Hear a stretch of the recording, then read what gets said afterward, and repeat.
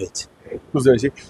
আজকে ঋতব্রত বন্দ্যোপাধ্যায়ের নেতৃত্বে দিল্লিতে নির্বাচন কমিশনের ফুল বেঞ্চের সঙ্গে বৈঠক হয়, 10জন বিধায়ক সঙ্গে গিয়েছিলেন।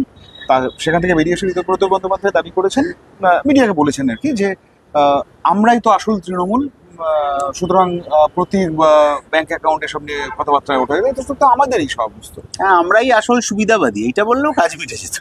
তৃণমূলে তো একটা বিরাট অংশের মানুষ এই কারণেই ছিলেন যে ওখান থেকে সুবিধা পাওয়া যাচ্ছিল, কাটমানি, 100 দিনের টাকা, কয়লা চুরি, গরু চুরি, বালি চুরি, হ্যাঁ এইসব পাওয়া যাচ্ছিল। বিভিন্ন শ্রমিকদের যে মালিকদের সাথে মৌ চুক্তি হয় যে কোথায় কত মাইনে বাড়বে ইত্যাদি, এইসব করতে যাওয়ার পথে শ্রমিক নেতারা অনেক এরকম কাটমানি ফাটমানি পেয়েছেন, তারও হিসেব আছে।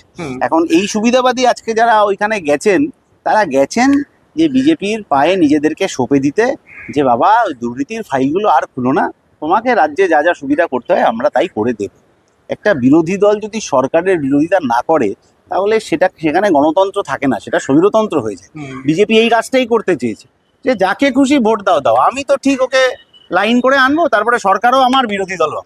এই স্বৈরাচারের মধ্যে আজকে এই ঋতব্রত বাবু কি, সন্দীপন বাবু কি, জাভেদ বাবু কি, ববি বাবু, এরা সবাই কি, অরূপ বাবু একসাথে জুড়ে গেছেন। দেখুন, এখানে কিন্তু ধর্মজাতের হিসেব হচ্ছে। হ্যাঁ, সমস্ত ধর্মের মানুষ নিজেদের দুর্নীতির ফাইল যাতে না খুলে, দুর্নীতির ফাইলে যাতে ধুলো পড়ে, তার জন্য বিজেপির ছাতার তলায় নিজেদেরকে সঁপে দিয়েছে। পশ্চিমবাংলার পক্ষে খুব খারাপ বিজ্ঞাপন। পশ্চিমবাংলার মানুষ এমনি তৃণমূলকে ছুঁড়ে ফেলেছেন, তাও এরা কি সব চেষ্টা চরিত্র করছেন আমরা জানি না। আগামী যে কর্পোরেশন, মিউনিসিপ্যালিটি, পঞ্চায়েত আসবে, ওই সিম্বল নিয়ে তারা দাঁড়াবে, তাদেরকে মানুষ নিশ্চয়ই তাদের যোগ্যতা বুঝিয়ে দেবে। রচনা ব্যানার্জি সম্প্রতি একটি ইন্টারভিউ দিয়েছেন, সেই ইন্টারভিউ তিনি দাবি করেছেন যে আরবানায় থাকতে গেলে যোগ্যতা লাগে। শুধু তাই নয়, যে তিনি 150টা সিনেমা করেছেন, অমিতাভ বচ্চনের সঙ্গে পশ্চিমবঙ্গ থেকে একমাত্র অভিনেত্রী যিনি অমিতাভ বচ্চনের সঙ্গে সিনেমা করেছেন, যদিও তথ্যে যথেষ্ট গলদ রয়েছে। এবং শুধু তাই নয়, যে মমতা বন্দ্যোপাধ্যায় তার ফেসকে ইউজ করেছেন, নানা তো গড়িয়াহাট থেকে যাকে তাকে তুলে এনে যেতে পারতেন। এই যে ব্যাপারটা, মানে তুমি এটাকে কিভাবে দেখো? মানে এটা কি শুধু একটা দিকে চলে যাওয়া ভোটের পর? স্রোতের বিরুদ্ধে থাকতে গেলে যোগ্যতা লাগে, এটা আমরা নিজেদের জীবন দিয়ে জানি, এবং আমরা স্রোতের বিরুদ্ধে থাকার যোগ্যতাটাকেই নিজের জীবনের সর্বোচ্চ সম্মান পাওয়া এইটা বলে মানি। সেই স্রোতের বিরুদ্ধে সবাই থাকতে পারেন। এবার স্রোতের দিকে ভেসে যেতে গেলে অন্যকে খুশি করার জন্য এরকম কত কথা বলতে হয়, বলতে গিয়ে স্লিপ অফ টাং হয়।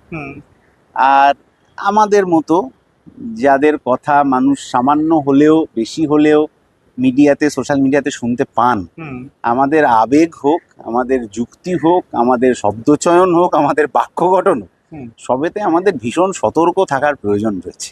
শুধুমাত্র কাউকে খুশি করতে গিয়ে অসতর্ক হয়ে যাওয়া, তিনি হয়তো এখন খুশি হয়ে গেলেন যাকে খুশি করার জন্য বলা হচ্ছে, কিন্তু এই শব্দ কথা তো থেকে যাবে।